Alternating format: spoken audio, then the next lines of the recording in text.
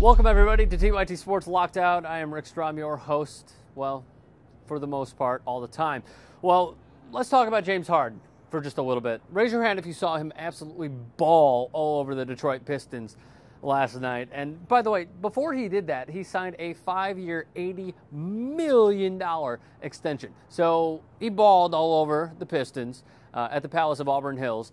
37 points, 6 rebounds, 12 assists. That was his career high for assists, 12 of them. Now, my breakdown of what I saw with James Harden on the Houston Rockets. Firstly, he brought out the best in Omer Asik, in Chandler Parsons, and Carlos Delfino. It's like he was saying, this is my team. This is my one chance. How many opportunities will I get to be the number one on this team? And he took full advantage of it. And meanwhile, not only was, as I said, he was dishing out passes left and right to Omer Asik, as awkward as it was when Omer was finishing under the basket. He can finish at the tin, though. I know I'm a Bulls fan. I know from experience I'm a Bulls fan. But again, he simply brought out the best in his teammates. He helped Jeremy Lin so much. By the way, when you have two penetrators on the team, insert sexual innuendo here. When they have two penetrators on the team like James Harden and Jeremy Lin, this team, I'm not going to say that they're going to be deadly, but they're going to be hard to defend. Because you know what? Basketball is a simple drive and kick game nowadays, except if you have a dominating low post player. When Harden would drive, he would draw in defenders, kick out to Jeremy Lin, and Lin would score like crazy. Especially from beyond the arc, he was shooting fairly well. Delfino was getting a ton of looks because James Harden was drawing double teams in the paint. He was driving and kicking, penetrating and kicking. Delfino hit 4 straight threes at one point. He was 5 of 6 with 15 points. Hell of a game from Carlos Delfino. There was one play in the third quarter, by the way, when Lin brought the ball up court, and you just saw they're developing this chemistry, him and James Harden. It was a play when two good basketball minds know what the other wants to do and is going to do, and Lin just gave him that look.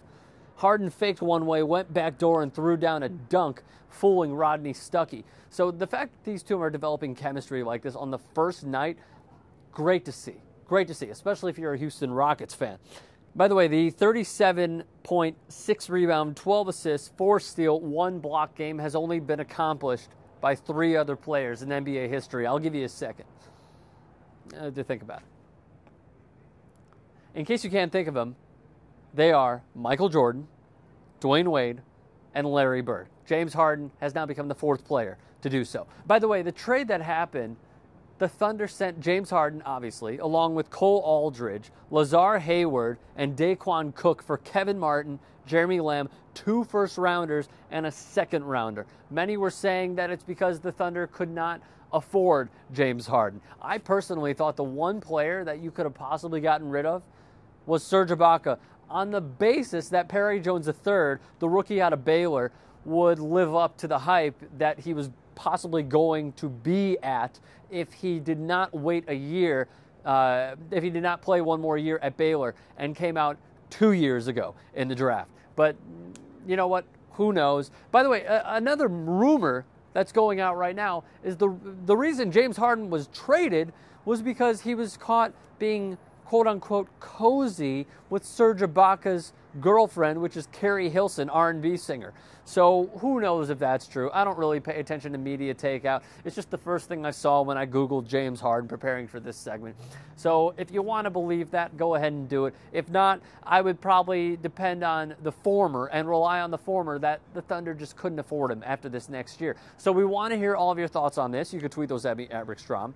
You can follow me on there. Our Facebook page is in the description below. We appreciate all the likes that we can get on there.